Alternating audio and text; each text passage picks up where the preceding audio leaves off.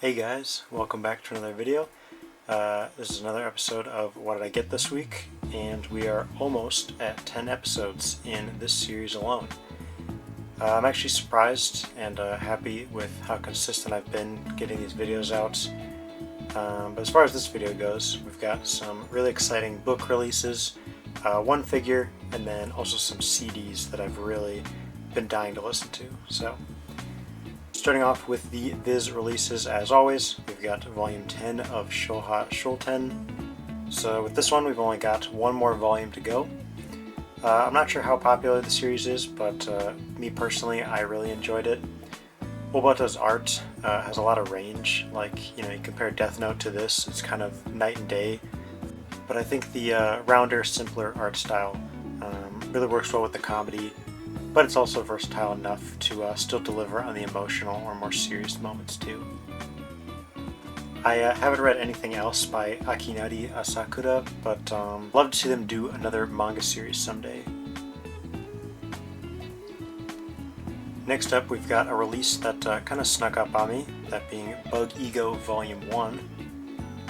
This being written by One, you already know that it's going to be good, and Shitara's art, although I'm not really familiar with them outside of the series, works perfectly to convey both the comedy and the horror that are both big parts of this series.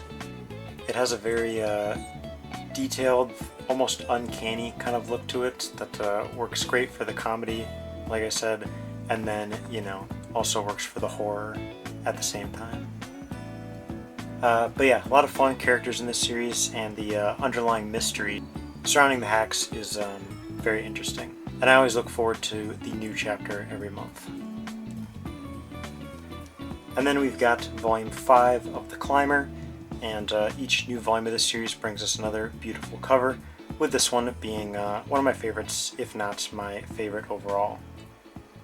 Not much more to say than what I did when I got the last volume, but amazing art and really intriguing character exploration are the biggest draws to this series, in my opinion. Then for a quick one, we've got Volume 6 of Kingdom. Again, my plan is to start this over the summer, but have not gotten to it yet. And then our last Viz pickup is kind of a special one, I think, which is going to be the Purple Haze Distortion light novel. So at long last, our first of the JoJo light novels is officially released in English. I really hope that this means we'll get the other ones, but I do think this is probably the most popular one, at least from what I've seen. Me personally, I most want to read Over Heaven and George Showstar. They kind of seem like the most interesting. But as a longtime Fugo and Purple Haze fan, I'm also obviously excited to read this one. The shiny silver dust jacket and the purple edges of the pages here are a nice touch. And I also appreciate that it's hardcover and sized to fit in with the rest of the JoJo series, aside from the Crazy Diamonds spin-off, unfortunately.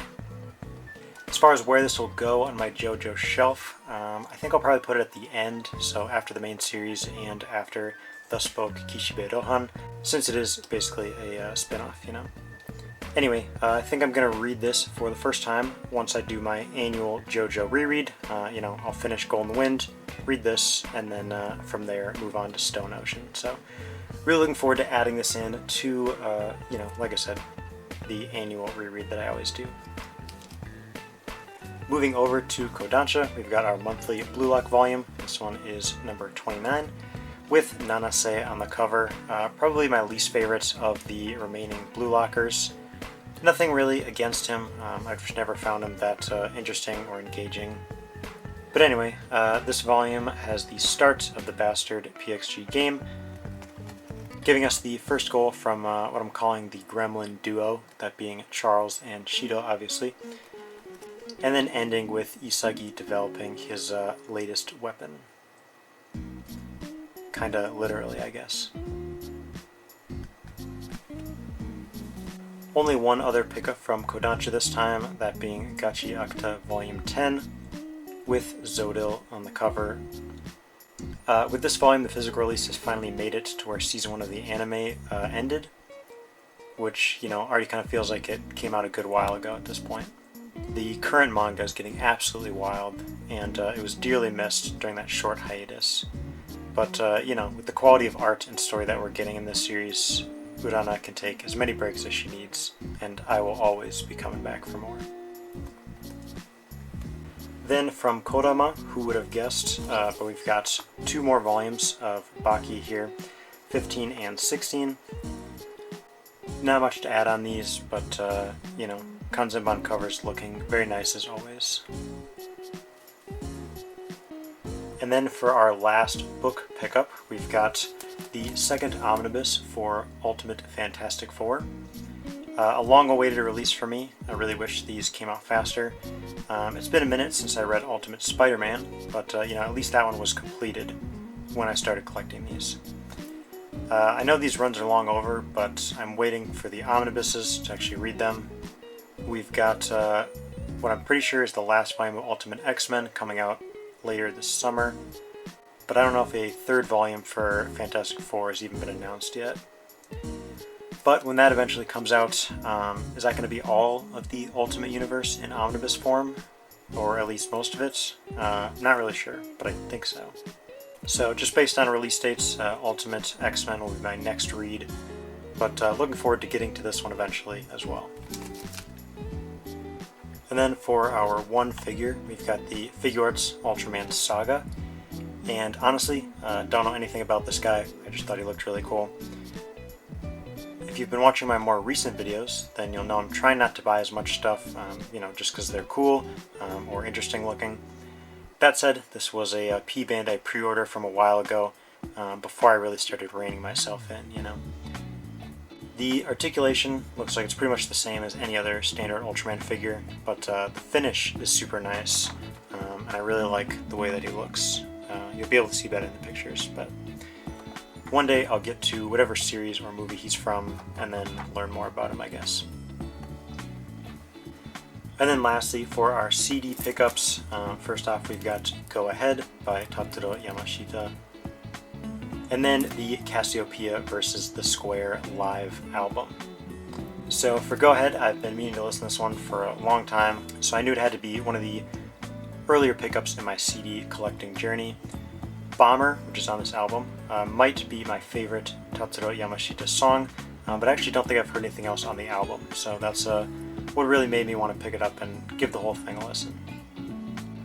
And then for this one, another one that I've really been itching to give a listen. You guys might have gotten the video for Fight Man from this performance in your YouTube recommended before. If you haven't watched it already, then I would say do so ASAP. Or if you've already seen it, watch it again. Anyway, you know, it's probably like the most fun and insane live performance I've ever seen. So, you know, head to get the album itself and listen to it from start to finish. So yeah, that's everything I got over the last 2 weeks. Most of it actually came out all last week, but there were a few new things this week, and I figured I'd wait to record until the Baki volumes came in. That way I can get them on the shelf quicker, instead of just having them sit in a pile of stuff on my floor. But anyway, for this haul, these are the 3 things I was looking forward to the most. And yeah, thanks for watching, hope you enjoyed, and we'll see you next time.